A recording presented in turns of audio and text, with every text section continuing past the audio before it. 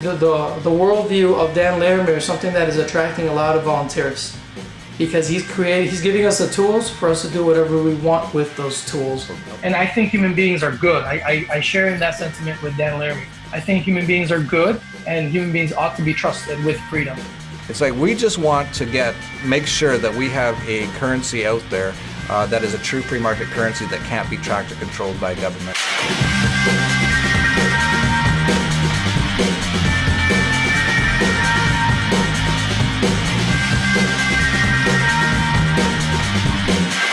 From Acapulco, Mexico, this is Anarchast. Hey weirdos, welcome to another edition of Anarchast, your home for anarchy on the internet. I have a returning guest coming on from, last time he was on was 4 years ago at an actual Vigilante conference in Cabo San Lucas, Mexico. It's Rafael LaVerde. I actually knew him before that, and even back then, 4 years ago, we were talking quite in depth about cryptocurrencies, blockchain, things like that, and he's actually been quite involved since very early days in investing in these sort of things, and he pretty much knows almost everyone in the industry, and he's actually begun working with us directly at the Vigilante in the last few months, writing a number of incredible articles for the newsletter, which you can get at dollarvigilante.com/subscribe.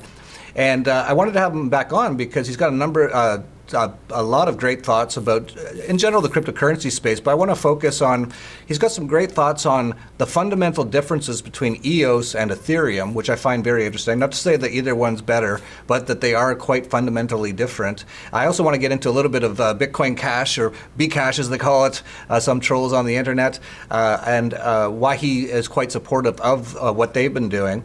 And get into other cryptocurrency-related things, including that I'm working with Rafael and a number of other people, including with Everpedia and a number of other people on a EOS blockchain, block producer called Liberty Block. So we'll get into that as well. So lots of cryptocurrency stuff. If you don't like cryptocurrencies, you can just turn it off because that's all we're going to be talking about here. Rafael's coming in from Chicago or Chirac, and great to see you again, Rafael. Likewise, good to see you, Jeff. Yeah, it's been too long. 4 years. It's pretty amazing looking back at 4 years ago how we were so very involved in this space already. A lot of people really only caught on to it in the last couple of years. And as I know this personally, you're really almost a genius in this space. You know so much about it and know so many people. So real pleasure to have you back on. We can get more up to date. Of course, when we were back there 4 years ago, Ethereum hadn't even been launched yet. I did know Vitalik and a number of people, and I was super excited about it. And actually, we recommended it at the Vigilante at about $2 in January 2016, I believe. But EOS wasn't even a glimmer in Dan Larimer's eye at the time. I think he'd just started, maybe not even started BitShares at that time. He's already created two other major blockchains, including BitShares and Steem, and now he's moving on to EOS, which is launching in just a couple days. So I really want to get into EOS, but you wrote an article recently for the Vigilante that really said the fundamental differences between Ethereum and EOS. And I just want to say right off the bat, I think there's room in this space for numerous different types of blockchains, absolutely, and we always need competition in the market. And I'm not saying Ethereum is necessarily worse or better than EOS, but they are quite different, and you really nailed down the difference between the two. Maybe you can explain to people out there how you see the difference between the two. Well, the first one, EOS in itself is more market-driven in that the community itself determines what it's going to be the moral standard, the ethical standard of a given community, how they're going to operate, what is right, what is wrong. Whereas in the Ethereum, see, Ethereum is right now is proof of work, like Bitcoin, right? But Ethereum is moving into what they call Casper, and there's two iterations of Casper. The first one is Casper, the friendly ghost, and the next one is CBC. Right now they're starting to launching the first iteration of Casper, and Casper within itself has this notion of slashing, and by slashing it means that whatever you put up at stake, because it's no longer proof of work but proof of stake, you put money at stake so that you become a block producer, right? Originally with proof of stake you have to have a certain amount of money at stake, and that amount of money is what it allows you to partake as a block producer. We see this within the Dash community itself. We have a proof of stake model. Now, what's happening is that this first iteration of Casper within Ethereum is going to be a hybrid of proof of work and proof of stake. Within the proof of work within Ethereum, we have the ability to punish or set ethical parameters within the quote unquote the bylaws of a community, right?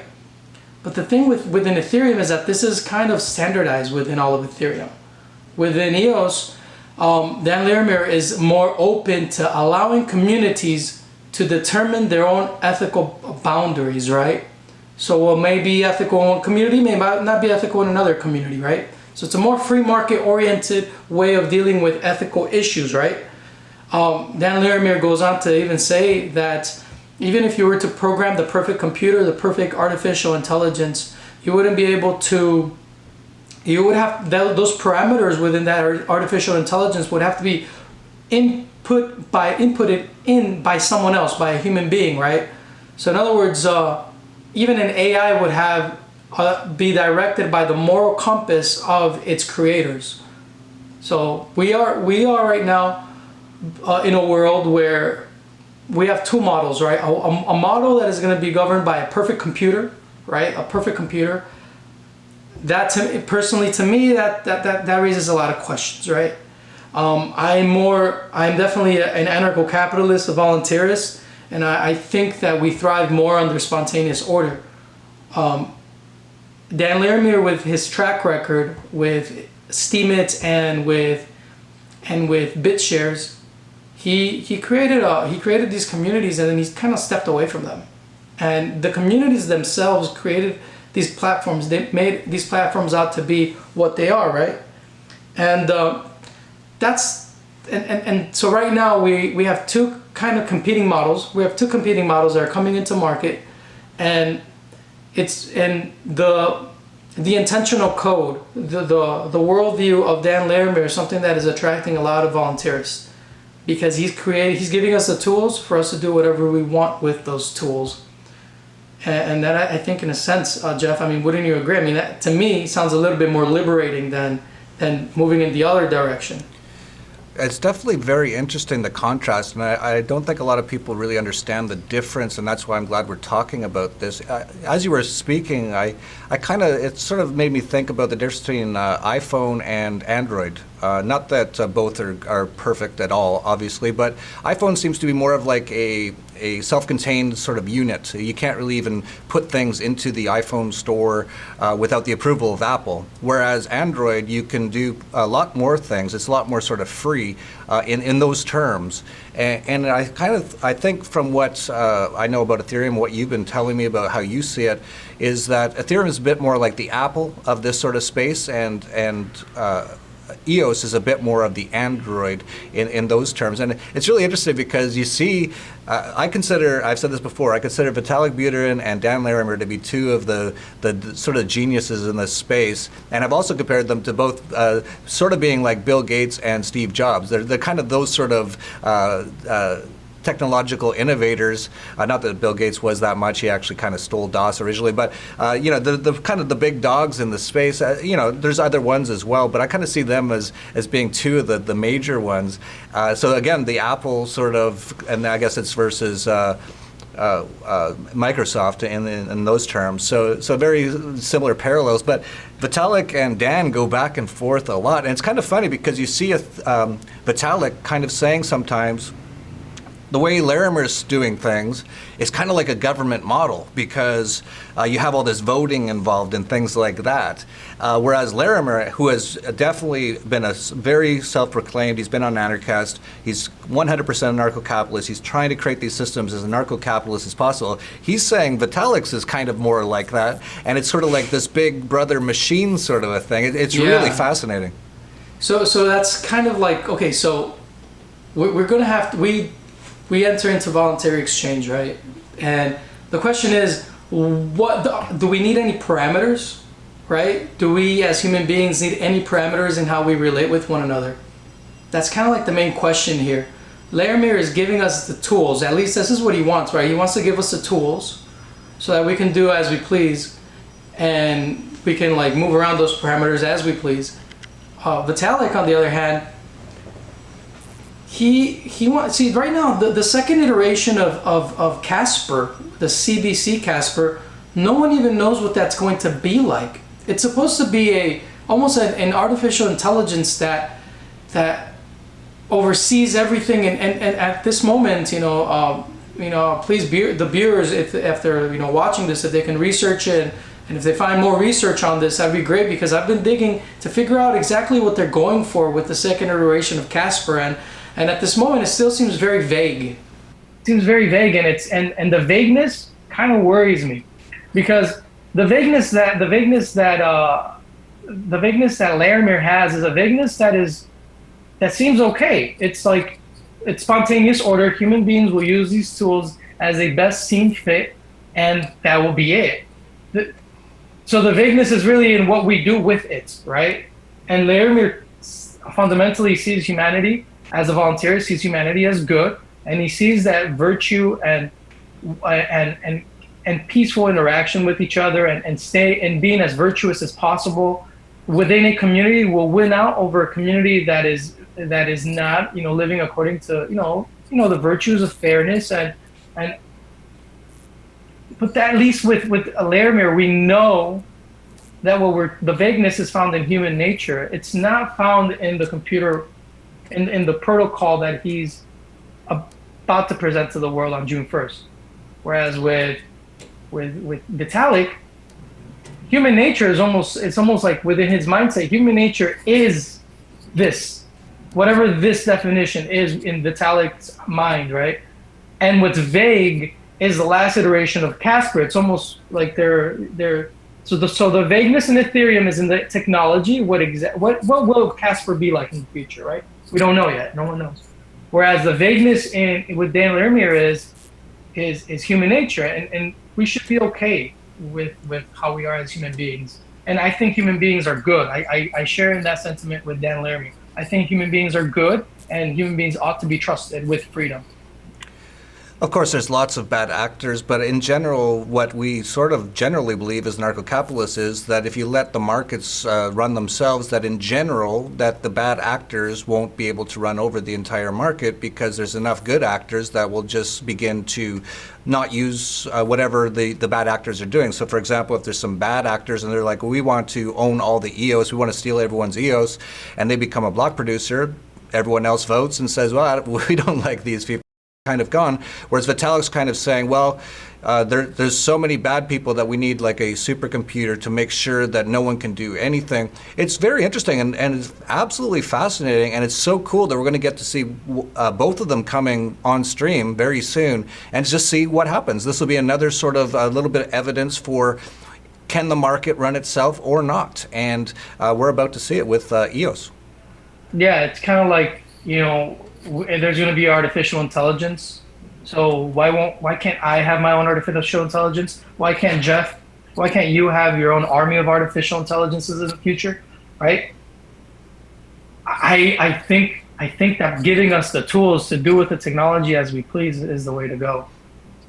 Yeah, for people out there who don't know EOS very well, and of course, if you don't know EOS at all, essentially about a year ago, Dan Larimer and a number of people, including Brock Pierce, we might want to even just mention that. There's been a bit of a thing on the internet. Oh, Brock Pierce was involved in EOS, therefore EOS is horrible. Well, Brock Pierce was also involved in the Bitcoin Foundation, so is Bitcoin horrible? It's this whole, if one person has a problem, and I don't know what the whole story is. I've never met Brock, just for the record. I don't know him personally. I don't think I've ever even talked to him. I think I made one post on his Facebook wall once. Not saying that he's good or bad. I don't know. And I don't believe anything I hear from internet gossip. So I only believe what I see with my own eyes. But even if he was some sort of bad actor in one way or another, I don't see how that affects EOS. But for people out there, EOS essentially about a year ago kind of launched under sort of Block One. They got really attacked at the beginning because they had a really interesting way of doing their ICO. Billions of dollars came into it, but it didn't actually really go into the ICO directly. It went into the Block One thing. And I know the reason why Larimer did that, and actually it's all genius to get around a lot of the SEC regulations and stuff like that.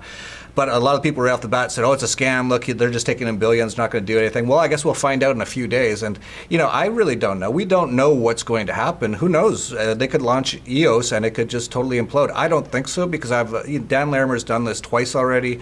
I do know him personally, at least through the internet. We've talked many times, and I have the sense that he really wants to build something really important here, and that's why we jumped on board it at the Dollar Vigilante, initially recommending it at $1.30 last summer, and then it went down to 50 cents, and I got hammered on the internet, and I said buy again at 50 cents, and now it's up a lot since then. It's been over $20 since then. So. For people out there, what's your take on EOS? Like, just for your average casual viewer who doesn't know much about it, what is it? Why is it that you like EOS? Well, okay, so I think you and I had this conversation a couple days ago, Jeff, and I think a lot of times we come across a lot of new technologies, new blockchains, new ICOs, and they all look great, right? But a lot of times you have to step back and look beyond the actual technology, right? And realize that when you like Daniel Kravitz says, right, when you invest in a technology, you're also investing in the investors that invested in that technology. So the thing with Dan Larimer is that he's already proven concept with two awesome networks, and he's bringing along with him a group of very intelligent investors that trust him. So he already has built a community around him, right? So it's almost like the investment is almost on his vision, and beyond that, the importance of having an anarcho-capitalist vision for the future of smart contracts. That and coupled with the fact that we need something that can scale, because right now, as you see with the Bitcoin forks, we have different approaches now to scaling within Bitcoin. Ethereum at this moment is having to deal with scaling as well. It has issues right now in terms of centralization. People have made the argument that Bitcoin is not decentralized, yet it is still very censorship resistant. Ethereum is less decentralized. It's still decentralized enough to be censorship resistant, and we have also now we have a technology that carries within it a great philosophy and a great community. So yeah, I think it's needed. It's very much needed, especially in this world where everything is seems to want to move in the direction of being automatized, and where these tools will be embedded with pretty much regulation within it, right? Kind of like Ripple, right? Ripple has KYC AML written within it. This is something that we have to kind of be vigilant of, and if we see something in the space that is growing like EOS, and something that carries within it a strong community, a strong philosophical foundation, then I'm definitely going to back it up and support it. Yeah, absolutely. So that's where I'm at with EOS. Yeah, with EOS has a really interesting way of doing things, delegated proof of stake. Dan Larimer did this with Steem, and I think it also did with BitShares as well, where you had just a certain amount of, to explain it in sort of layman's terms, with Bitcoin you can have pretty much as many miners as you want. It could be, everyone in the world could be a miner if you've got the right computer hardware. But BitShares, Steem, and now EOS is kind of set up with just a certain amount of miners. And with EOS, it's 21. I think Steem was also 21. I think BitShares was 15. And by doing that, and these you could call them miners, they get voted in by everyone who has EOS tokens. So if you're not happy, if you're like, hey, this miner or witness or block producer, whatever you want to call it, is not doing things that I think are good for the community, you can stop voting for it, and they won't be a producer anymore.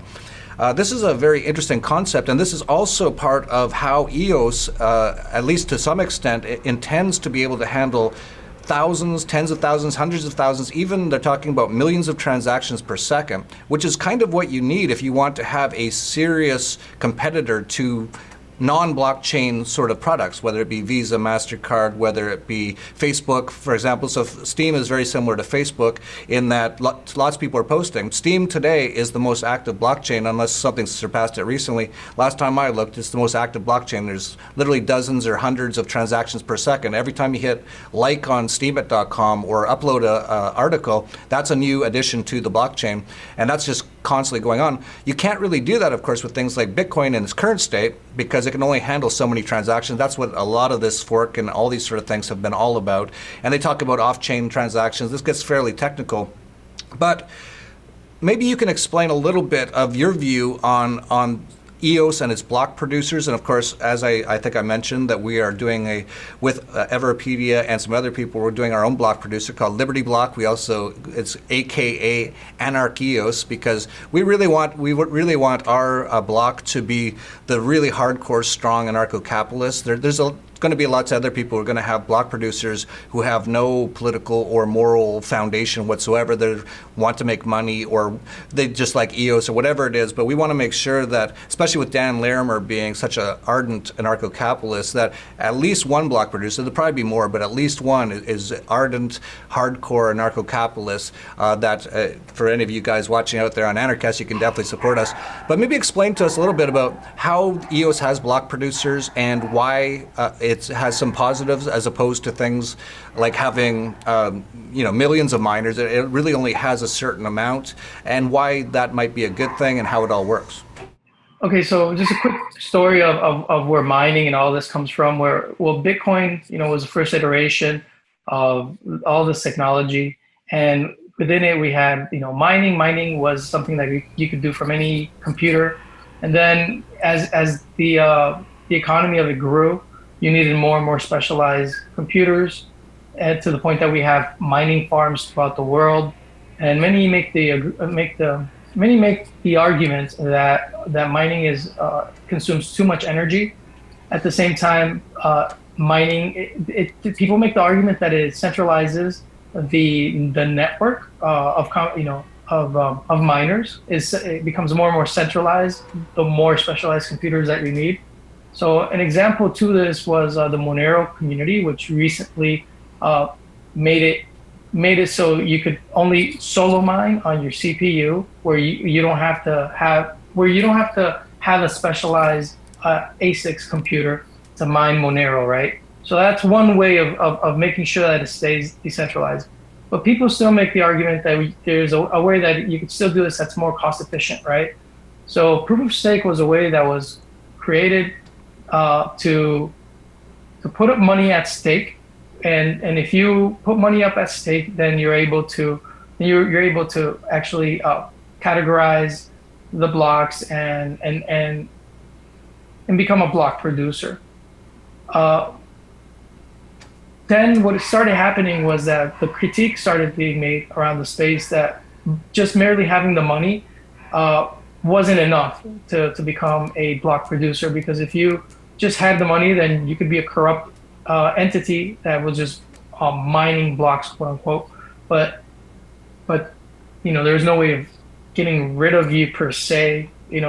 Just having the money up at stake wasn't enough. So delegated proof of stake was first shown to us by Dan Larimer to work on the BitShares blockchain, and he allowed the community to choose how many block producers they wanted, and the community organically chose for there to be 15, and it remained to be 15. They kept choosing 15 block producers within BitShares, but for EOS, now Dan Larimer would like to have 21, so it's even more decentralized than what the community at BitShares chose as 15.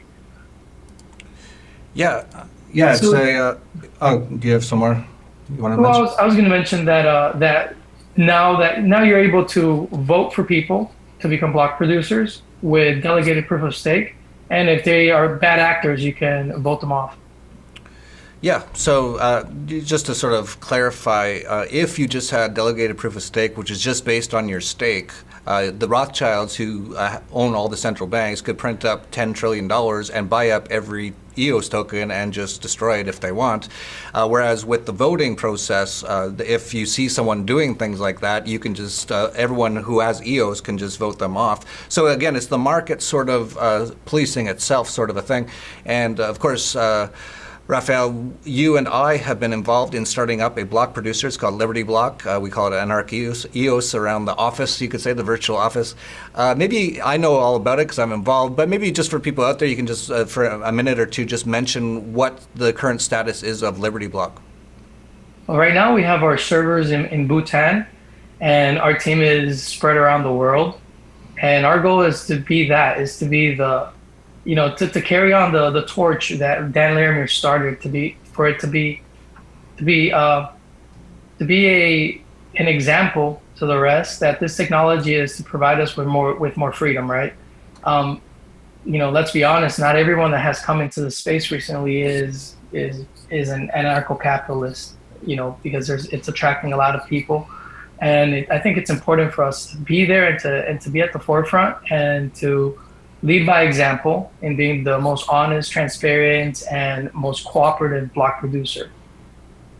Yeah, absolutely. And June 1st, EOS launches, and then after that, you can begin if you have EOS tokens. And I'm a lot of dollar vigilantes out there have it. We recommend it at 50 cents, and a lot of people on Anarchast probably know about it and things like that. So you can actually vote if you want for Liberty Block. We'll put the link to some information on Liberty Block down below. We'll be very involved. We're working on so many different things. It's really quite fascinating and amazing, the amount of innovation and stuff that's going on, and so many people just trying to work on things.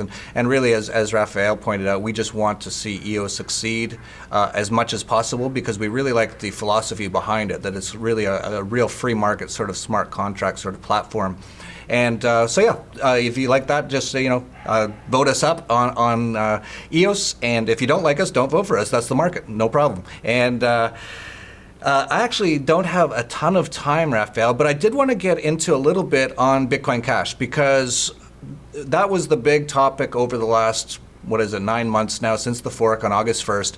And I think that's really when I began talking to you a lot more actively. We've been friends since before 2014 and been involved in a number of things. But when I first started seeing you post on Bitcoin Cash and why you didn't like what was going on with Bitcoin Core and things like that, I could see the real anarcho-capitalist side of you coming through, and you're really explaining in anarcho-capitalist terms why you were supporting Bitcoin Cash, and you were really outspoken about it. And that's really when I was like, I think Rafael and I should work closer together, and we've been working a lot closer since then. But for people out there, maybe just let them know what you think about the current status of Bitcoin Cash, what you currently think about Bitcoin, and where things are headed. Well, I think it's important to always look out for the investors, right? What makes Bitcoin valuable is not just the technology, but the fact that it gathers around itself the most intelligent people in crypto. Let's be honest, that was the first community and the first to market. If intelligence is a race, the first ones to get there tend to be the most intelligent, right? So you have a community that really looks out for one another, and it's looking out for that community, for those investors' best interests, that I think we should all strive to, the better off our fellow investors are, the better off I will be. And all of a sudden within Bitcoin, we started seeing a diverging of emphasis as to who is the actual boss, quote unquote. And that's where we started having a different of opinion. And so Daniel Kravitz, he's a person that I look up to a lot. He got me into Bitcoin, and he was brought into Bitcoin by Ross Ulbricht, out of all people, by the Dread Pirate Roberts. So that's a really cool fact there to know.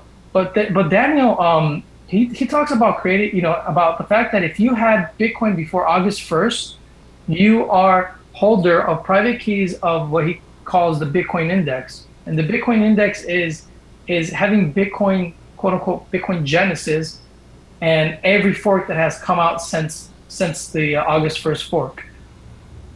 To look out, that in itself already diversifies the original holders of Bitcoin's investments best. And in a way, the best thing that Bitcoin Cash has been doing has been that they've been doing the complete opposite of Bitcoin Core. So for an original investor of Bitcoin, now he really has his bet hedge, right? He has Bitcoin Core going in one direction and Bitcoin Cash going in a completely opposite direction. So what I like about the Bitcoin Cash community right now is that it seems to be very reverent. There are no leaders there. I was at the Bitcoin Cash conference in Tokyo, and you can see that everyone there was competing for what the best ideas were. There was no there was no following just one group. There's actually a lot of groups working on various different projects, various different iterations, and different means of scaling on chain, right, on the blockchain. So yes, I am at this moment more partial to the Bitcoin Cash crowd. I'm more partial to that fork. At the same time, you can't, there are great people in Bitcoin Core, and let's see what they come up with. I wish them the best with the Lightning Network. Will it work? We're still waiting to see. So. Yeah, it's very similar to the EOS Ethereum thing in that we're still kind of waiting to see which one will do better in various ways. It hasn't been proven either of them yet, and that they are very fundamentally different in that Bitcoin Core is doing all kinds of off-chain sort of things, whereas Bitcoin Cash is trying to do on-chain. And again, we don't know what's going to work best. In fact, a lot of people like to think these things are very cut and dried. Like, well, one's obviously better. I've looked at the code. It's like, well, there's also human nature involved, and we don't know what humans want to use these things for exactly. This is one of the beautiful things about cryptocurrencies, and especially things like smart contract platforms. We have no idea what some guy in India is going to come up with, and that might change the world and might make us rethink how we even use these sort of things. And I think very much so that's the case still with Bitcoin and Bitcoin Cash. And I've been following Bitcoin Cash, of course, as you have, and it's been really nice for me, at least as an older Bitcoin guy, to see all the old ideas that we had with Bitcoin, which is, why don't we do this with Bitcoin? Why don't we have all kinds of different features on the chain and just see how it works. Of course, with Bitcoin the way it is right now, that's kind of gone away, especially with the higher price and the slower transaction fees, or sorry, transaction times. Bitcoin Cash is trying to keep that transaction cost down sub 1 penny, which allows you to do all kinds of things on chain, including there's like a new Twitter on Bitcoin Cash, all the stuff that we used to talk about. And in fact, I think it was it Dan Larimer, or no, maybe it was someone else, but they're talking, maybe it was Roger Ver. Someone was talking about how back in the old days with Bitcoin, we had all these amazing ideas and we were going to try all these different things out on chain, but that kind of went away with what happened over the last year. But now it can happen on Bitcoin Cash, and we're starting to see a lot of people starting to do a lot of things over there. And you mentioned the importance of having really skilled and technical, amazing, leading edge sort of people involved. Of course, that they most of them started all with Bitcoin at the beginning, but we're starting to see a few at least starting to move over to Bitcoin Cash because they're like, well, some of the things I'd like to try to build, I just can't do it on the Bitcoin Core blockchain anymore. Yeah, and one thing that I would like to say, in a sense, to admonish both communities is that we need more emphasis on privacy. Because right now, both chains are very much lacking on building on privacy. Like right now, Bitcoin Cash is very adamant in creating almost a competitive version of Bitcoin to that of Ethereum. They've turned on the opcodes to allow for smart contracts within the Bitcoin Cash blockchain, and that sounds beautiful. But I think our main competitor here, if any, is Monero, because Monero creates a more fungible environment. Now, that's something that, man, if we had more time, it'd be great to talk about. And it's the fact that, Japan right now is outlawing privacy coins, and privacy coins are where all of this crypto anarchy really finds its home. And this is what gives cryptocurrencies its most value. It's the ability to be able to interact voluntarily without any censorship. And a lot of us are starting to speculate that maybe with this ban on privacy coins, we might start seeing other exchanges starting to ban privacy coins. And in a sense, we need to hit back with decentralized exchanges that are censorship resistant, where we can transact, with our privacy coins. And I think one thing that I saw within the Bitcoin Cash community that I wish I hadn't seen was that they're not really emphatic on making Bitcoin Cash more private. And when I asked on what they were working on that to make it more private, because they're so concerned, I'm turning up the opcodes and there's a lot of competing factions as to how to do it the best way. Their focus was revolved mostly around competing with Ethereum and not making Bitcoin Cash more of a privacy coin. And if there's for any of the Bitcoin Cash crowd out there, please, I implore you to please focus on developing more privacy. When I asked who was developing privacy on Bitcoin Cash, they pointed to some friends of mine.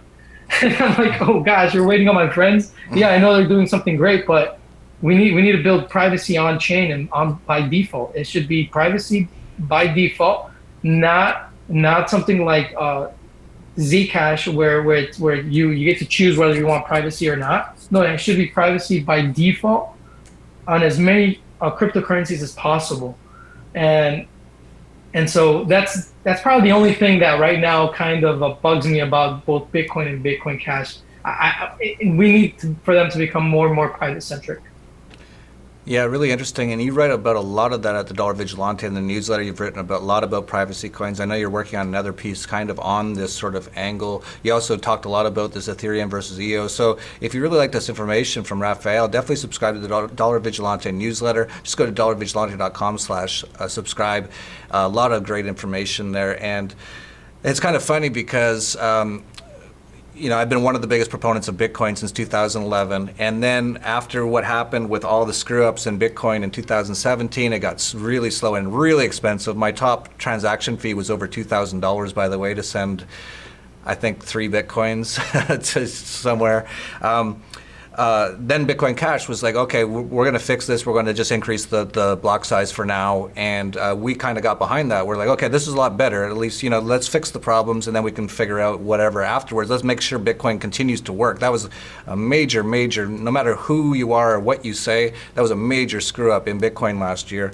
And I kind of started talking more about Bitcoin Cash. And then all of a sudden people come on and troll, oh, you Bcash shill and all this. It's like, well, I'm just looking for the one that works the best and does what I want the best. And what I mean by what I want is what the market wants, and that it actually is functional as a digital cash. We still don't really even fully have that completely yet. If we can ever get to that point, whether it's Bitcoin or Bitcoin Cash or Dash or Monero, whatever it is, I'll be very supportive of it. And it's kind of funny that because you brought up with Bitcoin Cash, it's like, well, if they're not going to put in privacy stuff, then now I don't like Bitcoin Cash that much. And I'll probably start talking more about Monero, and everyone's like, you Monero shill. It's like, well, I'm just trying to find one that's doing what it should do. Well, you're 100% right. I mean, you're an investor and you want to use that which is most useful and best for you. And what we have to keep reminding developers about it is that developers don't really call the shots. It's the investors that call the shots. And you have to appease the investors and the community investors around you. The Bitcoin core group, a lot of people are starting to call them very cultish. And you know what? That can happen in any community. And we have to, whenever we see a crypto cult or any cult mindset around, we have to call it out for what it is. And like Dan Krawitz talks about how the best way to weed out cults is to ask yourself, hey, am I in a cult? Because we have to be very vigilant. There you go, vigilant. And in realizing that these technologies, if they're not used right, they will be used for wrong. And if Bitcoin Cash and Bitcoin Core, if they don't really amp up their privacy, well then what really makes them different than something like Ripple, right? What really makes them different? Actually, Ripple I read a paper, then I couldn't find it, which is interesting, written by Purdue University on creating anonymity within XRPs. All of a sudden that disappeared from the internet. I digress. That's another story. But the thing is if we need to we need to emphasize privacy. We really need to emphasize privacy, and EOS right now is creating a platform where we can make out of EOS whatever we want to make out of EOS, right? It's completely driven by the market, right? And Dan Larimer, we saw him do that with Steemit and with BitShares, in that he created something and he left the community move it to wherever the community wanted it to go, right? From the parameters of how many block producers were involved to how the voting was to take place and so forth.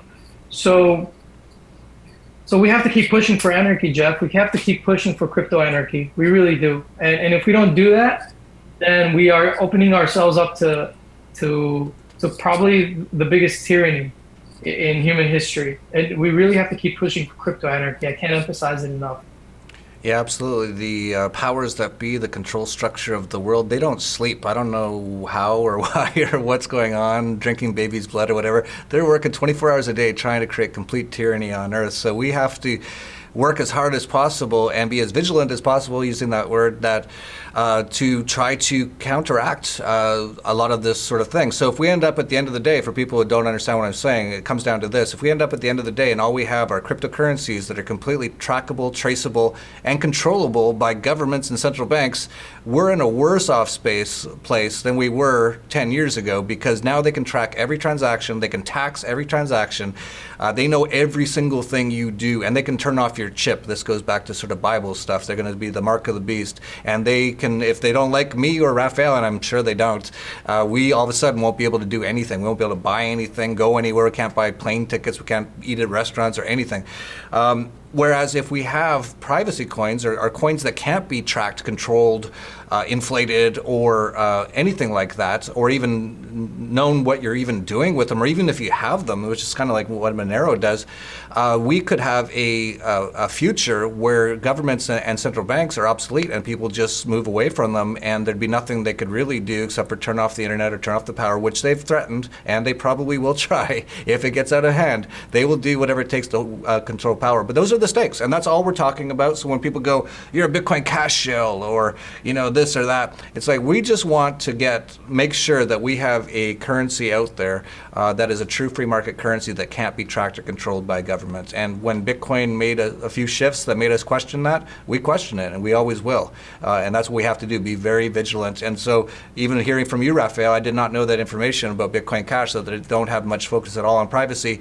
That's going to be an issue if they don't change that, and we'll have to look at that. My intention of going to the place, and anyone take this idea and run with it. Ideas are free, right? I went with the intention of creating Fork Fest, right? And the idea of Fork Fest was like, I thought, well, if the Bitcoin Cash community is okay with forking and having hard forks, then let's bring all of their developers together and let's create as many iterations of Bitcoin Cash as possible. In other words, just creating a space where they can dialogue, not just show their technology like they do at conferences, or where they can sit down face to face and see where everything's going. But the thing is, Jeff, is that there's a mindset that the developer knows best what the market wants. And you find this around all cryptocurrencies. There's a mindset that thinks that, oh, I'm a developer, it's so obvious to me what the market wants, right? No, wait a minute. It's not obvious to you. It's not obvious to me. It's not obvious to anyone. It's not obvious to anyone until we have prediction markets. And that's something I would like to plug in before we end today, Jeff. And it's Paul Sztorc, right?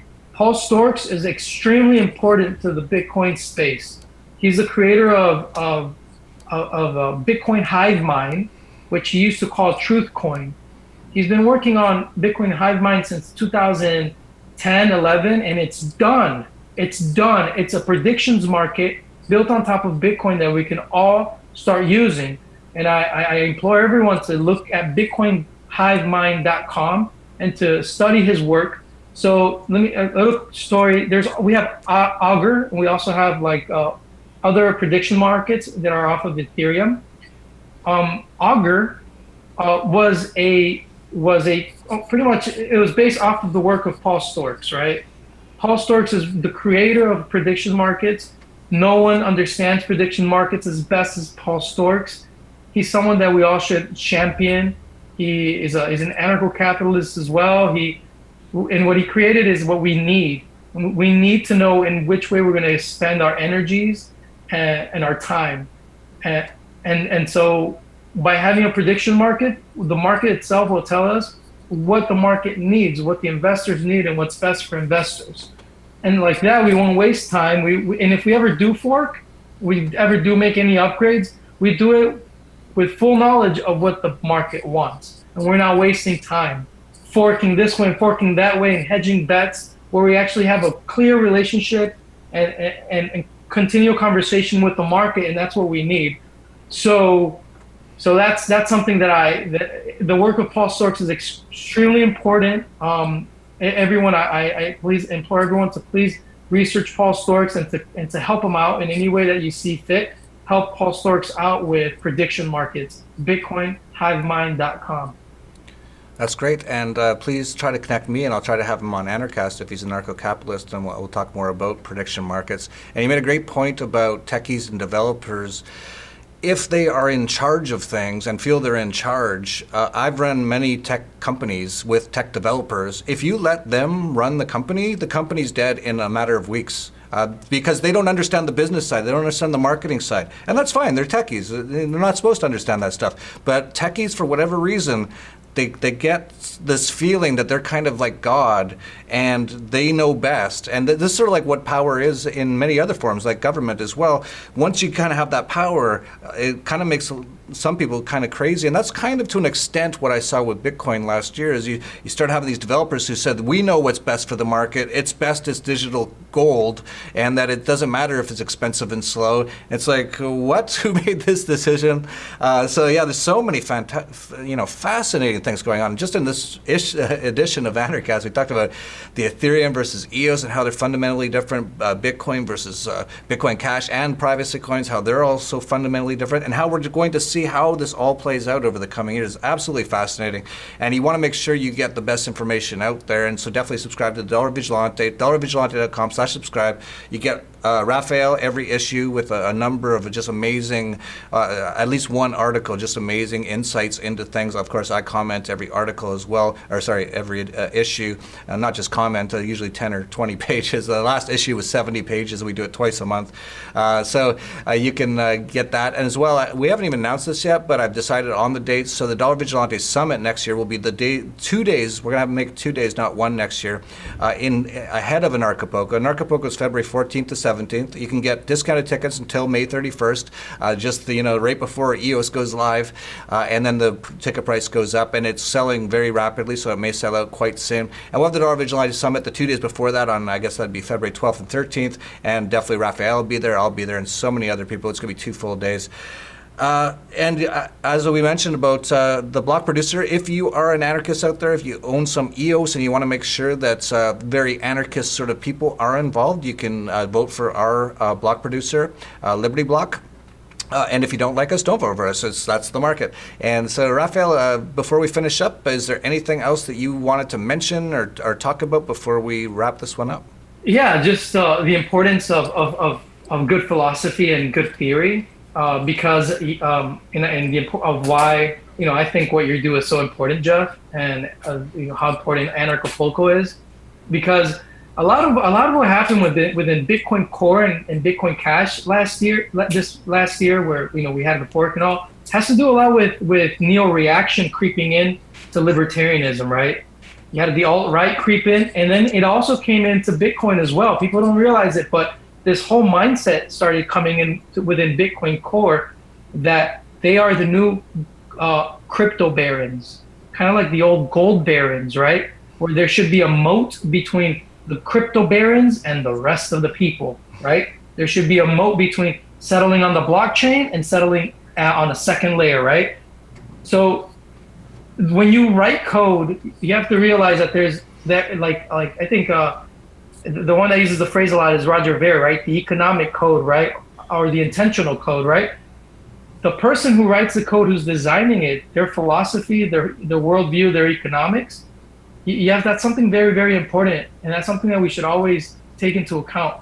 And what Dan Larimer is doing as an anarcho-capitalist, creating this amazing set of tools for all of us to use, is something that we should all get behind and champion.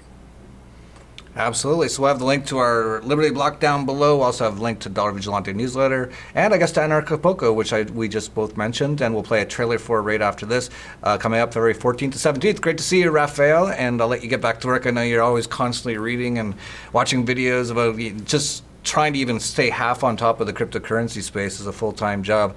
So I'll let you get back to it. So I really appreciate you coming on. We should have you on again sometime soon, because there's so many topics we didn't even get close to talking about that are also quite important.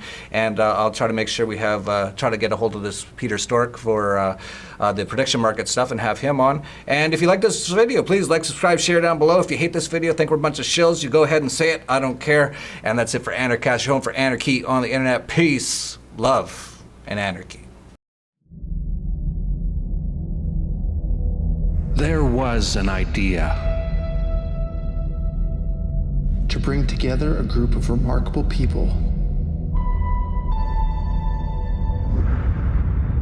to see if we could become something more. So when they needed us, we could fight the battles that they never could.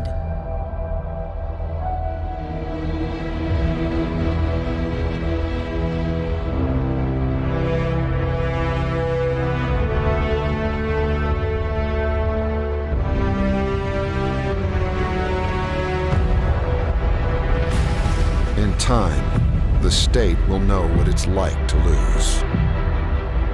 To feel so desperately that it's right, yet to fail all the same.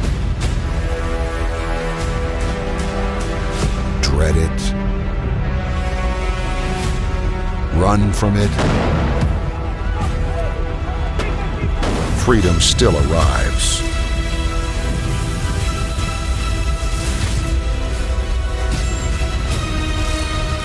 vacate the state.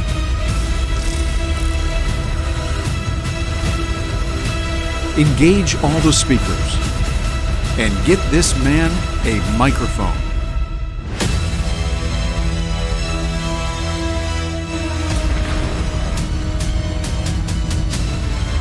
Fun isn't something that one considers when eradicating tyranny.